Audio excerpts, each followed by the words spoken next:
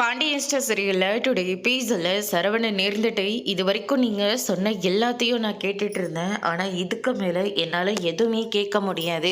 இவை எனக்கு தேவையே இல்லை. இவளை முதல்ல இந்த வீட்டை விட்டு வெளியே போக சொல்லுங்க அப்படின்ற மாதிரி சொல்லிடுறாங்க. அதுக்கு அடுத்ததாக பாண்டியன் இருந்துட்டு நீ ரொம்ப ஓவராக போயிட்டுருக்குடா.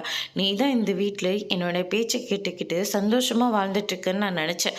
ஆனால் நீ என்னடனா இவ்வளோ மோசமாக இருக்க. இதுக்கு அவங்க ரெண்டு பேரும் எவ்வளவோ மேலு இத்தனை வருஷமாக கூடவே இருந்தான் பாரு. அவன் எனக்கு துரோகம் பண்ணதை விட நீ அதிகமாகவே பண்ணிட்டடா. ரொம்ப நன்றிடா. என கூட இருக்கிறவங்களே என்னை இந்த நிலைமைக்கு ஆளாக்கிட்டீங்க. அப்பா உங்கள் மேலே எனக்கு எந்த கோபமும் இல்லை. ஆனால் இவங்க சொன்னதெல்லாம் நம்பி இவளை நீங்கள் என் தலையில் கட்டினீங்கல்ல, அதில் தான் பிரச்சனையாக ஆரம்பிச்சுது அப்படின்ற மாதிரி சொல்லிடுறாங்க.